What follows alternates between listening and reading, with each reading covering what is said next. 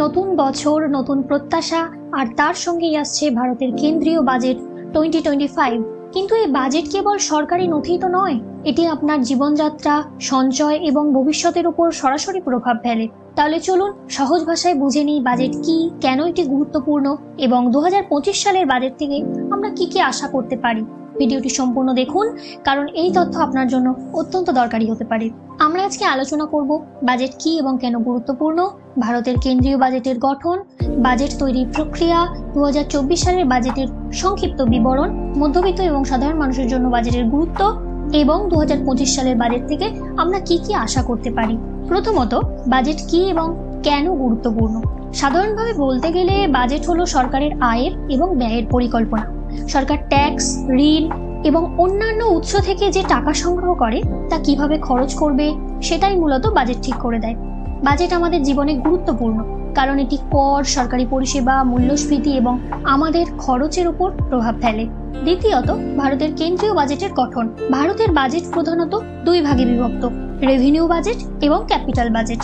সরকার যে টাকা আয় করে এবং খরচ করে তা অন্তর্ভুক্ত হয় রাজস্ব বা রেভিনিউ বাজেটে, যেমন ট্যাক্স ও সরকারি কর্মচারীদের বেতন।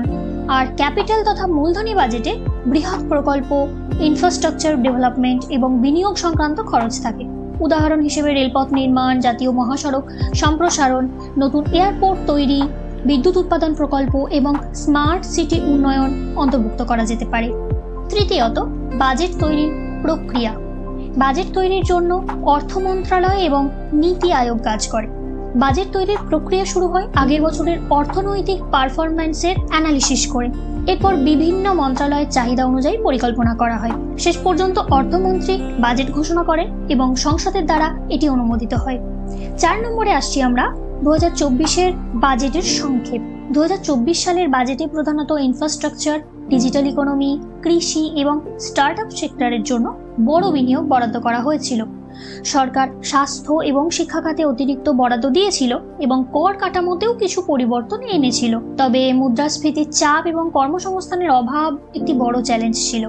আমরা দেখব সাধারণ মানুষ বা মধ্যবিত্তদের জীবনে বাজেটের প্রভাব। মধ্যবিত্ত এবং সাধারণ মানুষের জন্য সবচেয়ে গুরুত্বপূর্ণ হচ্ছে কর কাঠামো পরিবর্তন, পেট্রোল ডিজেলের দাম এবং নিত্য প্রয়োজনীয় দ্রব্যের মূল্য বৃদ্ধি। যদি সরকার কর কমায় বা ভর্তুকি বাড়ায় তবে আমাদের সঞ্চয় এবং খরচের ধরন পরিবর্তন হয়।